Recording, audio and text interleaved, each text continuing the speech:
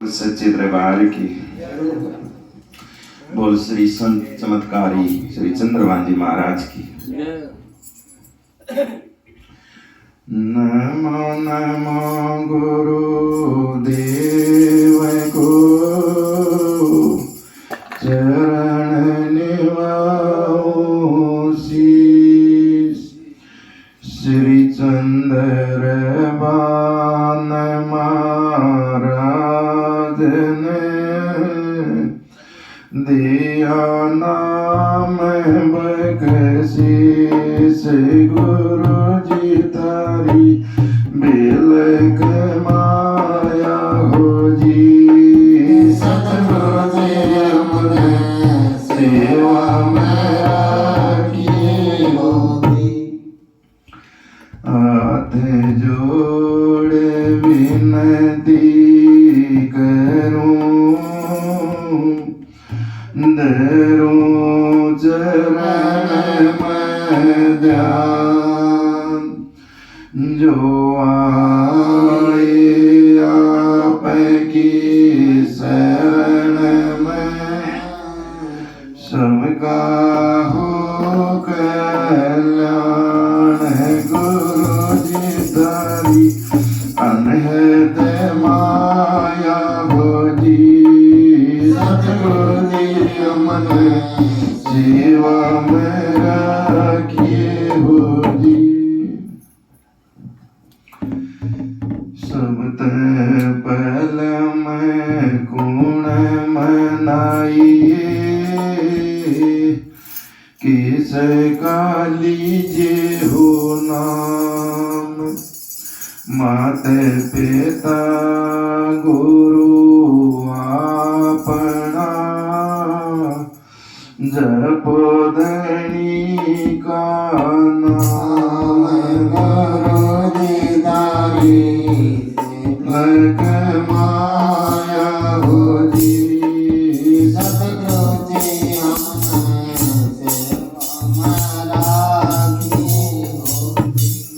माते पिता तो मिल जाएंगे लाख 84 में। भजन बंदगी और सतगुरु फिर मिलन के नाहे। गुरु जी तारी बिलक माया हो जी। सतगुरु जी हमने सेवा में राखिए हो। बोल सतगुरुदेव भगवान की जय हो।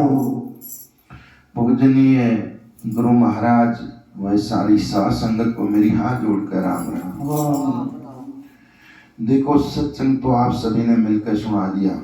लगभग 2.5-3 घंटे के करीब हो गए। वो अमृत बरस रहा है साध संगत जो गुरु महाराज की कृपा होती है। लेकिन इस सत्संग भगत जी ने भी बताया था कि एक सत्संग एक बहुत बड़ी घड़ी है सत्संग की। कैसी? कलयुग नाम आधारा सुमर सुमर भाव उतरे पारा। इस कलयुग में ऐसी और कोई जगह नहीं है, ऐसी कोई स्थान नहीं है कि ये जीव आत्मा का कल्याण हो जाएगा। एक ये सत्संग ऐसी चीज है जो संतों का समागम, संतों का आना, संतों का सत्संग, और इससे ही जीव आत्मा का कल्याण हो जाएगा। ऐसी और कोई जगह नहीं है। कलयुग में राम का नाम लिया गया, राम राम राम राम रटागा तो पार हो सके है। उसके सारा कुछ उसके हाथ से कुछ पुण्यदान भी हो सके है, धर्म कर्म भी बन सके है। जैसे आज भगत जी ने देखो जो हमारे ये बड़े बुजुर्ग हैं जो इन्हें ये सत्संग करवाया गुरु महाराज का, तो ये साथ चलने वाली चीज है साध संगत। जो धर्म कर्म तन से मन से धन से जितना साथ दिया है वो अपना वहां आगे लिखा देख लियो। ये गुरु महाराज बताया करते, ये कहा करते कि जो भी जितना भाव से इसमें हिस्सा देगा भाई तेरा वहां लिखा पाओगा। और इसमें कोई दौरानी साध संगत ये जो 2.5-3 घंटे का जो ये सत्संग है गुरु महाराज का, ये इनकी पूर्ण हाजिरी है और वहां लिखा हुआ होगा। ये सत्संग की घड़ी संतों ने बड़ी बताई है, आपने भी बताई है, आप भी कह रहे कि भी सत्संग कलयुग नामा धारा सुमर सुमर भाव उतरे पारा। इसमें साथ संगत के बाद मेरे ध्यान आ गई, एक के कोई फौजी था, छुट्टी आ गया और छुट्टी आ गया अपना जैसे रोहतक बस स्टैंड में, वहां आके सामान होता है फौजी के पास में ज्यादा, और वहां आके उसने कुली की जरूरत पड़ेगी, तो उतर कर गाड़ी से नीचे गया, उसने आवाज लगाई कि भाई कोई कुली है, तो 2 भगतजन आ गई, उन दोनों आगे दोनों हाथ खड़े कर लिए, बोला जी हम सा, बोला भाई मेरा सामान उतारना गाड़ी पर, बोला जी हम उतार देंगे, बोला भाई तार दो, फीस के लोगे? ये कहने लग गया जी मैं तो लूंगा 40 रुपये, दूसरा बोला जी मैं लूंगा 50 रुपये, बोला भाई आपकी फीस तो बहुत ज्यादा है लेकिन मेरा इतना सामान तो को नहीं, मैं तो सामान बहुत कम है, बोला जी देख लो तरवाना है तो आप तरवा लो, और ना तो जी मारी तो फीस इतनी है। फौजी नाट गया, साथ संगत फौजी ने इनकार कर दिया कि भाई मैंने सामान नहीं तरवाना। बोला भाई और कोई मिल जाएगा? बोला जी और भी मिल जाएगा। तो आगे ही चला गया, एक साइड ही में बैठा, बड़ा मैले है कपड़े उसके, बड़ा सादा बाणा, अरे एक कोना में बैठा, और उस मालिक में ही लो लग रही उसकी। कहाँ लग रही? उस मालिक में। उसके मन में वो ही रटना चल रही अपने प्रभु की। तो साथ संगत उसने नजदीक से गया, उसने उसका बाणा देखा, बाणा देख के और उसने आवाज लगाई कि भाई कोई कुली मिलेगा? उसने लखा के हाथ ठा लिया, अखा जी मैं कुली हूँ। बोला भाई तो कुली है? बोला हाँ जी। बोला भाई मेरा सामान उतारना है गाड़ी पर। बोला जी मैं उतार दूंगा। बोला भाई के फीस लेगा? बोला जी मेरी तो फीस 1 रुपया है। बोला भाई फीस तो बहुत कम है तेरी। बोला जी फिर मेरी एक शर्त है। जी मेरी एक शर्त ये है, मेरा फीस का 1 रुपया है और मेरी एक शर्त यह है कि मेरे साथ 1 घंटा आपने सत्संग सुनना पड़ेगा। क्या सुनना पड़ेगा? सत्संग, सच्चाई का संग, संतों का संग, उस मालिक का संग, कि वो सुनना पड़ेगा। तो फौजी के बात समझ में आ गई। फौजी बोला भाई ठीक से मेरा सामान तरवा दे और इसने रखवा दे, और भाई मैं 1 घंटा तेरे साथ सत्संग में लगाऊंगा। तो साथ संगत उसका सामान तार दिया, रखवा दिया, और वो 1 रुपया फीस का दे दिया। तो कुली बोला जी आ जाओ सत्संग में, आ जाओ 1 घंटा सत्संग सुनना है। बोला भाई ठीक है मैं 1 घंटा तेरे साथ लगाऊंगा। तो साथ संगत ऐसे जैसे गुरु महाराज का सत्संग जो आज यहाँ हो रहा, जैसे आप सभी भगतजन बैठे हैं, तो ऐसे ही सत्संग चल रहा वहां पे। और वो कुली उसने फौजी ने ले गए, जैसे आज हमारे जो प्रिंसिपल साहब हैं, जो कितनी जीवात्मा का कल्याण होने लग रहा है, कितनी जीवात्मा यहाँ सत्संग में प्रवेश कर रही, कितनी यहाँ किस तरह क्षण में बैठी है। तो वहां उसने ले जाकर उसको बैठा दिया। तो सत्संग में तो वहां बैठा दिया। जब उसने 1 घंटा सत्संग सुना तो फौजी बोला कि भाई भगत जी कहाँ? आज भाई ले मेरा समय हो गया, मैंने 1 घंटा आपका सत्संग सुन लिया, उस भगवान का भजन कर लिया, और भाई इजाजत हो तो मैं चालू।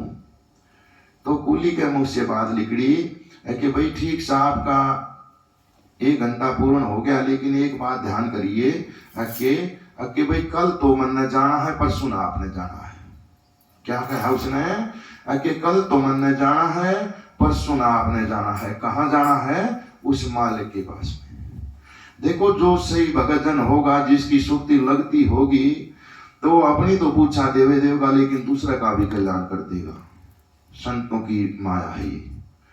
तो साथ संगत जब उसने वहां से चल पड़ा, और अगले दिन जब उस कुली का नंबर आया, तो उसने खुद गुरु महाराज का जो संतों का जो विमान है वो उसको लेने के लिए आता है, जो उसका सेवक है, उसका जो दास है। यम के दूत उसको लेने के लिए नहीं आएंगे, उनका संतों का ही जहाज उसको लेने के लिए आओगा, और वो वहां ले जाएगा उसको।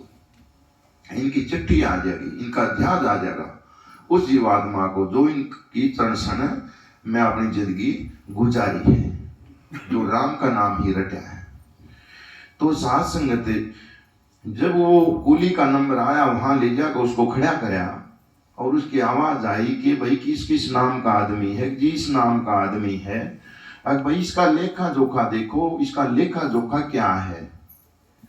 तो जो कापी आ रहा था, जो वहां जिसकी ड्यूटी थी, उसने कापी उठा कर देखी, अग जी ईश्वर ने तो पूरी उम्र ही उसमें भजन कीर्तन में तार दी। क्या करया, अग जी पूरी उम्र ही अपनी भजन बंदगी में लगा दी।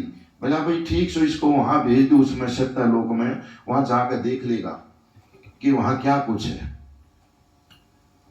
तो साथ संगत वो कुली तो वहां चला गया और अगले दिन फिर उस फौजी का नंबर था, उस फौजी ने पकड़ कर लिया यम के दूत, उसकी बहुत बिरान माटी करी, उसकी बहुत तंग कराया वो, और उसने घसीट कर वहां उस ड्यूटी के ऊपर ले जाकर उसको खड़ा कर दिया।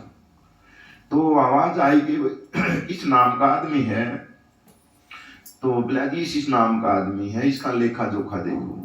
तो साथ संगत लेखा जोखा सब का वो है, हम यहाँ सत्संग में बैठे हैं, यहाँ भी सभी का लेखा जोखा लिखा जान लग गया। और चाहे तुम कोई भी काम लोग कर लो, कोई चोरी छुपे से कर लो, उसका भी लेखा जोखा लिखा होने लग रहा है। कौन करता है वो लेखा जोखा? वो मालिक सबके अंदर वास है, आत्मा सो परमात्मा, उसका जो वास है वो हर एक सबके अंदर विराजमान है। इन्हें बताया है कि एक गोल गुफा का घेरा, वहां सतगुरु बैठा तेरा, और ना होती शाम सवेरा तू रट हमेश ले। तो ये इसको बना के वो अंदर ही विराजमान होगी, वो ही सभी का लेखा जोखा लिखते हैं। तो साथ संगत जब वहां जाके उसकी आवाज हुई और उसकी वह लेखा जोखा देखा, तो उसने बताया काफी ने बोला भाई इसका तो कोई किते भी भजन कीर्तन में शेर नहीं है, किते भी राम का नाम नहीं इसने ले रखा, कदे भी हाथ 10 रुपया का दान नहीं कर रखा, कदे भी कहीं भी ऐसा कर्म नहीं कर रखा। बोला जी फिर, बोला भाई ले जाओ इसको पकड़ कर वहां उसमें डाल दो इसने। तो लेकर चलने लगी। तो जो कापी वाला था, जो लेखा जोखा देख रहा था, उसने देखा वो कापी ने पलट रहा था, पलटते पलटते उसका आगे वो दिन ही आ गया कि जिस दिन उसने 1 घंटा सत्संग सुना था। तो साथ संगत जब वो 1 घंटे का जो समय आया, तो उसने कहा कि भाई रोको इसको। तो रोक लिया। बोला हाँ जी। बोला भाई इसने 1 घंटा सत्संग सुना है, और भाई इससे पता करो कि ये 1 घंटा पहले सत्य लोग देखना चाहता है या ये नरक में जाना चाहता है। तो फौजी बोला जी मैं तो नरक तो मैंने भोगना है, मैं तो बाद में नरक में चला जाऊंगा, मैंने एक बार तो सत्ता लोग दिखा दो। तो 1 घंटा के उपरांत उसने 1 घंटा सत्संग सुना, तो उसकी हाजिरी सत्ता लोग में लागी। बोला अच्छा भाई वहां जाकर आपने देखना वहां क्या क्या चीज है, तेरे लिए 1 घंटा है बस। तो साथ संगत वहां से वो गया, तो जाकर उसने और कुछ नहीं देखा। जो कुली था, जो कुली उसने आगे ही मिल गया। कुली तो जैसे ये भगत आज ये गढ़वे तुम्बे खड़ताल जो ये बजान लग रहे हैं जी, ये गुरु महाराज के सत्संग में जो ये विराजमान हो रहे हैं, तो वो भी वहीं पे ऐसे ही विराजमान पाया। और उस कुली के पास में ही जाके वो भगत जी बैठ गया। उसने 1 घंटा पूर्ण उसमें ही लगा दिया। क्या मैं उस मालिक का भजन कीर्तन में, जैसे आज आपकी हाजिरी हो रही सभी की, मेरी माता बहनों की, सभी भगतनों की, तो उसने वहां अपना 1 घंटा पूर्ण लगा दिया।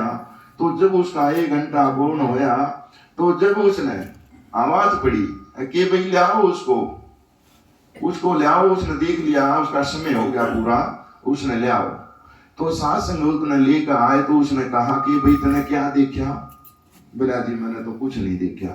बोला भाई और 1 घंटा आपने क्या किया? बोला जी मैंने तो कुछ नहीं किया, मैंने तो 1 घंटा और मैं उस मालिक के भजन कीर्तन में लगा दिया। क्या मैं 1 घंटा और उसी के भजन कीर्तन में लगा दिया।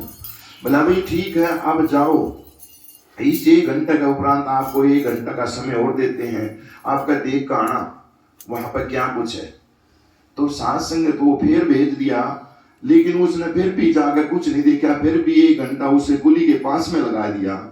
तो उसका समय होया जब उसको लेकर आए और फिर उससे बात करी, भाई क्या देखा? बोला जी मैंने तो कुछ नहीं देखा। और क्या करा भाई 1 घंटा? बोला जी मन तो वो भजन कीर्तन में लगा दिया। बोला ठीक है। तो बोले भाई इसने 1 घंटा और उस भजन कीर्तन में लगा दिया, इसने 1 घंटे के उपरांत पूरा 70 लोक ही दे दो। क्यों दिया शासन कि उसने 1 घंटा सत्संग सुना था, 1 घंटे के उपरांत उसने पूरा 70 लोक मिल गया। तो सत्संग की कितनी बड़ी महिमा है, उससे जीव आत्मा का कल्याण हो गया 1 घंटे में। तो इसीलिए संत महात्मा बताते हैं कि जो सत्संग की घड़ी है वो बहुत बड़ी है। बोल सतगुरुदेव महाराज की। भजन नंबर है भाई 109।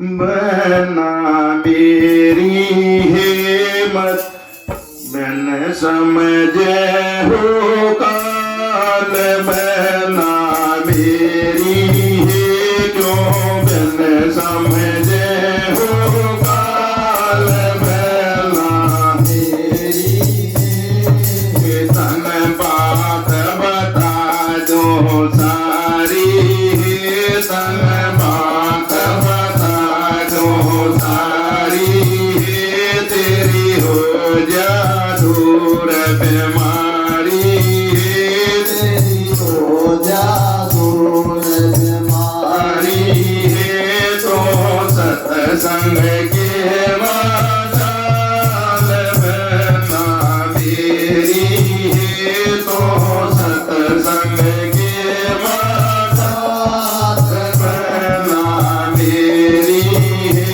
क्यों मैंने समझे हो काल, बना मेरी, क्यों समझे हो काल, बना मेरी, रोग दोष तेरे सारे कट जा, रोग दोष तेरे सारे कट जा, दुख विपदा के फंदे कट जा, दुख विपदा के फंदे कट जा, हो जा कति निहाल, बना मेरी तो हो जा कति निहाल, बना मेरी, क्यों मैं समझे हो काल,